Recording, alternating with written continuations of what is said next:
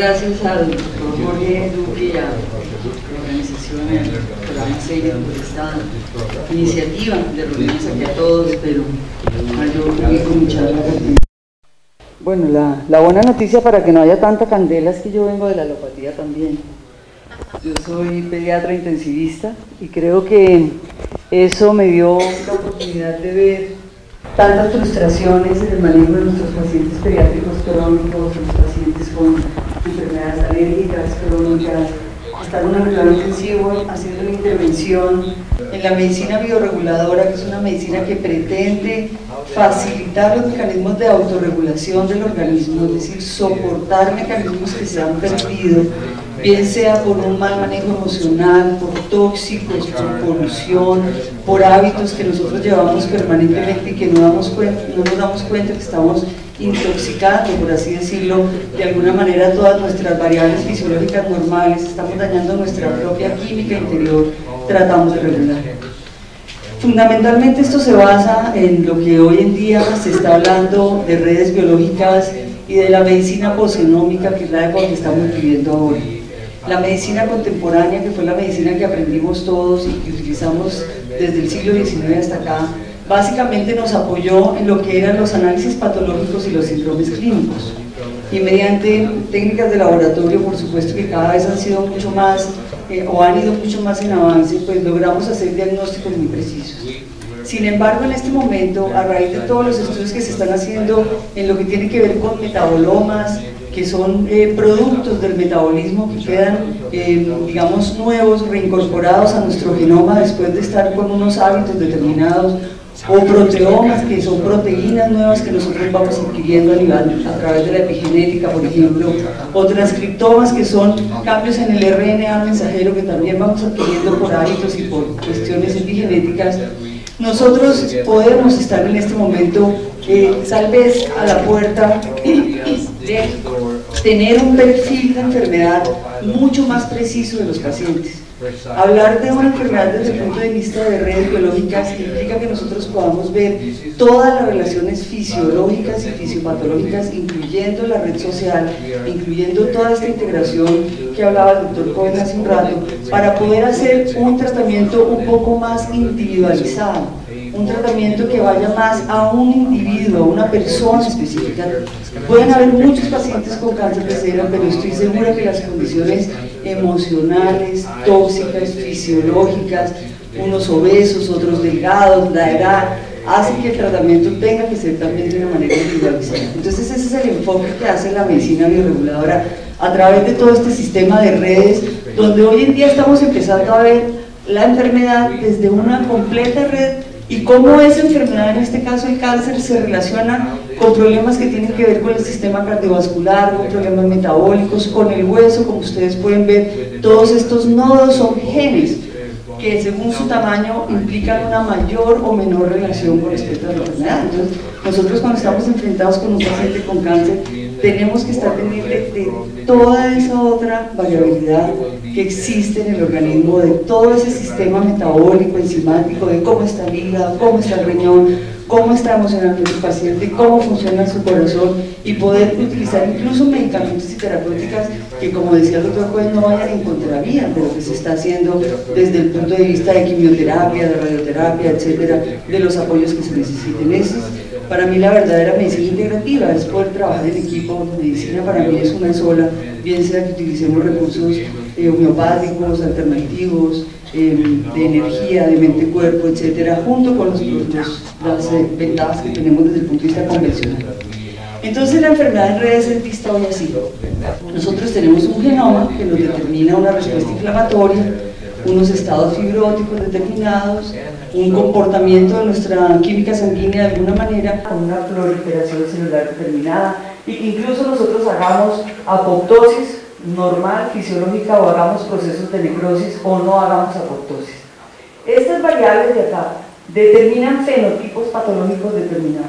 Cada persona tiene su propia historia, su propia patobiografía, como decía por ahí la señora Carla Inís, una escritora que yo estoy segura que muchos de ustedes leen. Ella dice que nosotros tenemos nuestra patobiografía, y esa patobiografía arranca desde que nacemos. desde los hábitos que tenemos, desde las infecciones que hemos tenido en el transcurso de la vida, desde todos los estímulos, cómo manejamos esa infección, bloqueamos nuestro sistema mandando prematuramente antibióticos y cosas de esas, o dejamos que la inflamación realmente queme en el fuego que produce la inflamación, se queme un proceso infeccioso y se haga una buena respuesta inmunológica y una buena información y una buena memoria a nivel de nuestro sistema inmunológico adquirido.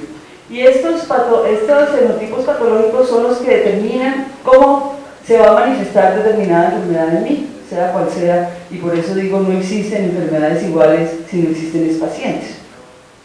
Entonces, desde el punto de vista del enfoque bioregulador, nosotros pues tenemos en cuenta obviamente la sintomatología y toda la parte emocional del paciente, que vuelvo y repito, no me voy a detener en eso, pero esa sintomatología está marcada por unos antecedentes que tiene el paciente y esos antecedentes me van a condicionar una matriz extracelular o un líquido intersticial o un sistema intersticial determinado. Esa matriz extracelular no es hoy en día considerada, como lo aprendimos en la universidad, como un soporte simplemente mecánico, sino que esa matriz tiene colágenos y una cantidad de cosas, azúcares, proteoglicanos, etcétera, que son los que realmente hacen una información entre lo que está en el exterior y lo que está en el interior de las células. De hecho, hoy en día se denomina esa matriz extracelular la matriz viviente. A través de la matriz llega todo el influjo hormonal, llega todo el influjo mecánico, llega todo el influjo químico y eléctrico, digamos, a mandar una información a la célula. Para eso la medicina bioreguladora con medicamentos homeopáticos complejos, multicompetentes, lo que hace es drenar, tratar de drenar esa matriz donde quiera que estemos. Supongamos que tenemos un hígado graso, entonces vamos a drenar la matriz del hígado graso. Si tenemos, en el caso que nos compete hoy, que es cáncer, pues vamos a tener que trabajar en esa matriz extracelular. Y según esos mismos antecedentes, nosotros tenemos una respuesta inmunológica determinada. Cada uno tiene un sistema inmunológico que va a reaccionar efectiva o inefectivamente frente a un proceso infeccioso, a un proceso maligno. Y ese sistema inmunológico también, según unos antecedentes, nos va a determinar unas lesiones orgánicas, es decir, lesiones en determinados sistemas u órganos, o unas lesiones celulares específicas. Ese es el modelo terapéutico que nosotros intentamos seguir, digamos, y enseñar para que nosotros podamos tener bajo la mira todos los aspectos que tienen que ver desde el punto de vista metabólico y molecular de nuestro paciente. Entonces, como vemos acá, la matrix es el eje central, es el centro de unas células del huésped, de células cancerosas y de unos vasos sanguíneos que están empezando a formarse aquí. Como la matrix es esencial, nosotros podríamos hacer incluso prevención a través de por ejemplo, lo que decía el doctor ahora, la dieta occidental a partir de la nutrición, pero el paciente con cáncer tiene que tener, como decía el doctor Cohen, una nutrición muy especial, porque nuestras dietas occidentales están llevando a una acidosis latente permanentemente. Cada vez que nosotros ingerimos todos esos productos de comida rápida, productos cárnicos que son tan acidóticos, productos preservados, también industrializados, nosotros estamos cada vez acumulando muchos más protones en la matriz y de hecho empezamos el cáncer ya con una matriz alterada. Empezamos el cáncer con una matriz acidótica, a sabiendas que el cáncer no la acidifica aún más, como vamos a ver ahora. Y esa acidosis latente es lo que condiciona enfermedades crónicas, envejecimientos prematuros o malos envejecimientos y condiciones patológicas importantes. Eso en la literatura médica se conoce como una trampa del ácido láctico. Nosotros consumimos la dieta, hay retención de protones, leve acidez celular con pH normal, esto no tiene nada que ver con el pH sanguíneo, el de los gases arteriales, ya digamos el pH sanguíneo tiene suficientes buffers para alterarse con enfermedades mucho más avanzadas. Esa leve acidez nos va a llevar a una inhibición de la producción energética a nivel mitocondrial, y todos sabemos que el cáncer es una enfermedad mitocondrial realmente, es un daño mitocondrial muy severo, y acumulación de ácido pirúvico. Ese incremento en la acidosis va a hacer que nosotros respiremos más. Hay una relativa acidosis respiratoria, entonces se activan todos los reflejos hipóxicos hipercámicos y realmente vamos a ir a un estado de hiperventilación con incremento de oxígeno. Ese incremento de oxígeno nos lleva a una alcalosis y aquí viene la trampa láctica.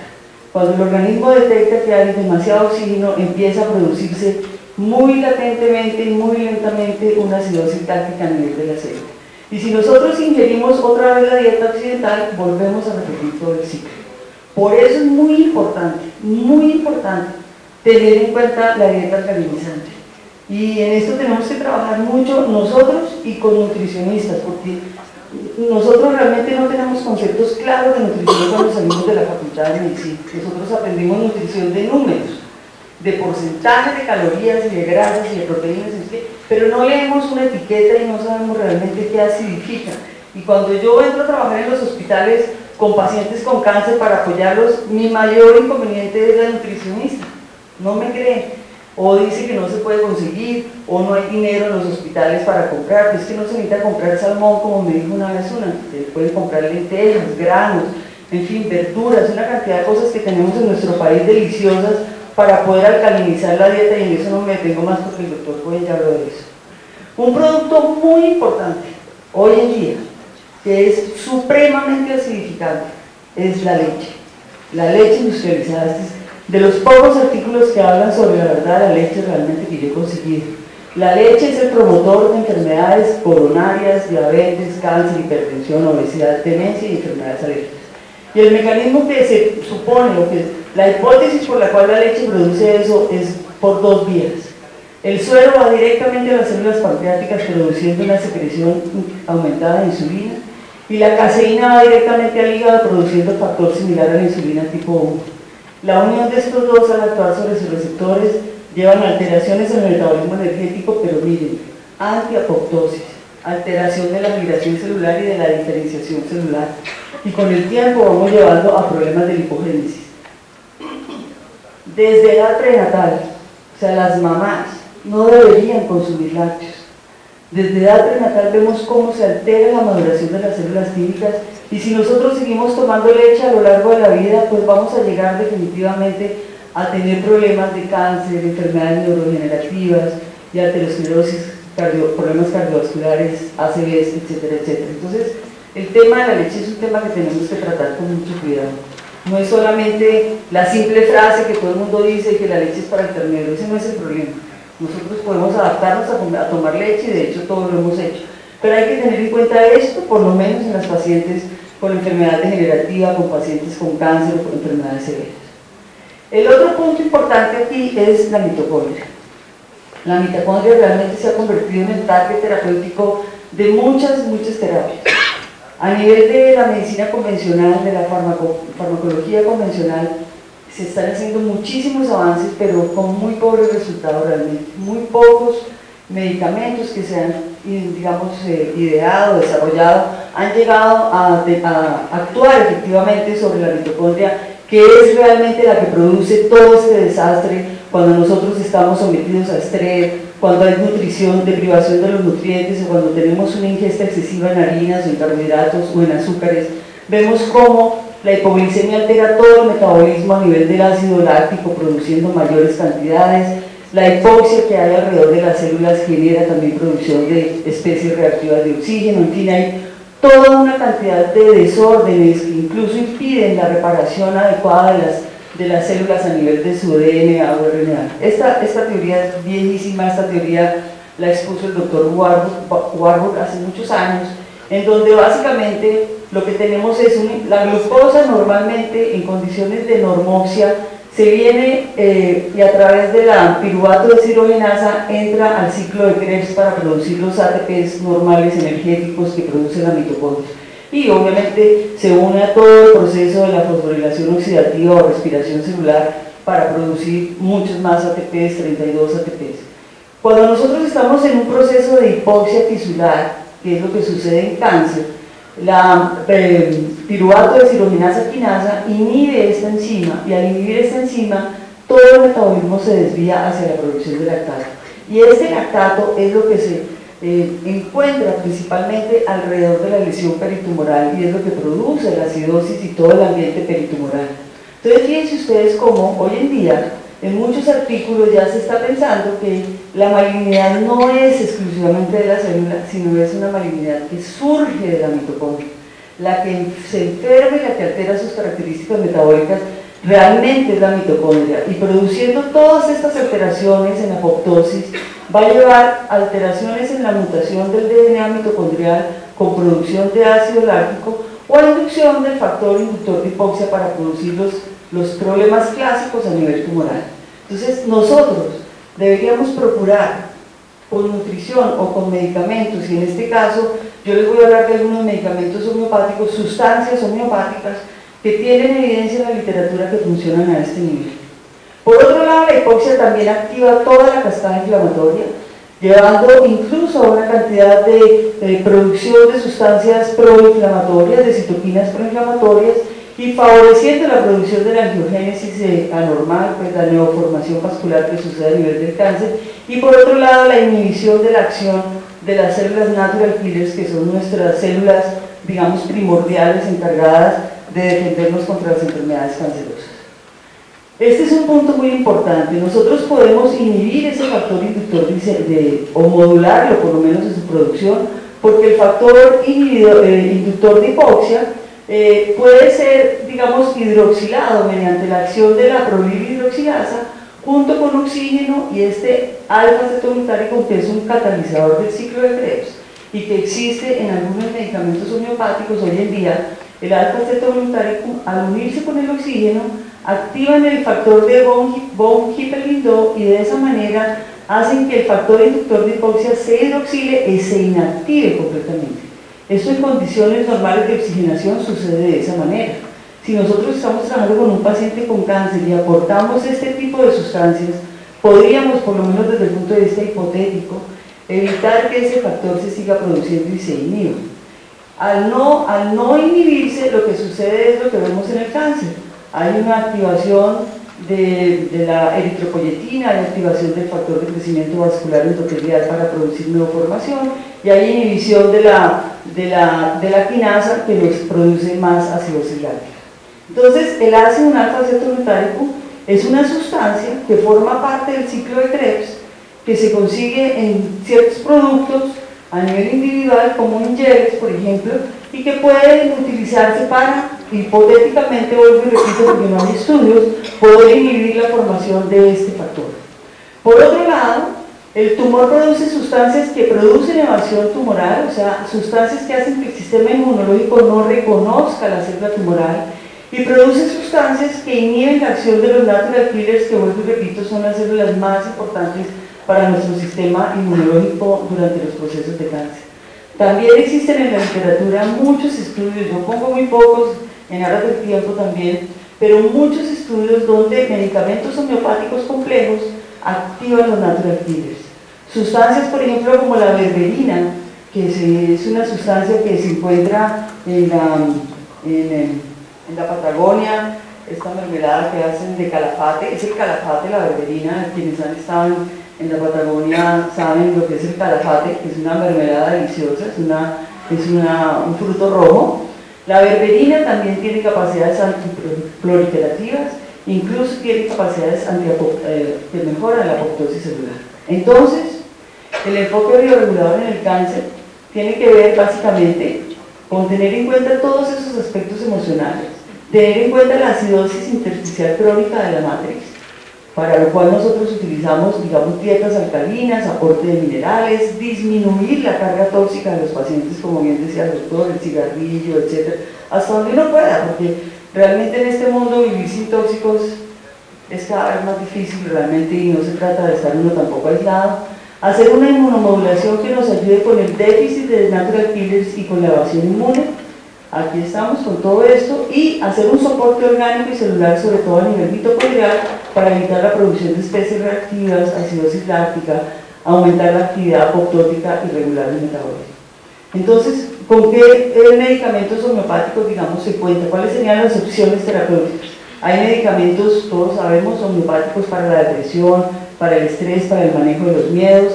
Tenemos en la matriz la dieta alcalinizante y otras sustancias que nos ayudan a drenar. Aquí lo que se pretende es conseguir productos como el berberis o como el pincetoxicum o incluso como el sulfur, que nos ayudan a activar los natural killers y las citoquinas proinflamatorias, y conseguir medicamentos que tengan catalizadores del ciclo de Krebs, catalizadores de la fosforilación oxidativa como las ubiquinonas, el ubichinón, el coenzima Q10, etc. Y sustancias que nos ayuden con la apoptosis.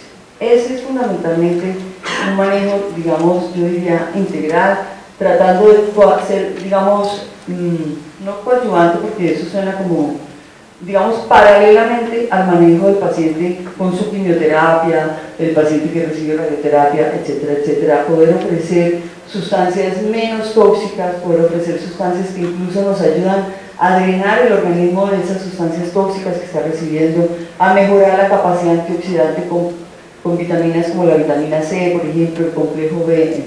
Ese es el enfoque bioregulador que yo quería mostrarles hoy. Muchas gracias.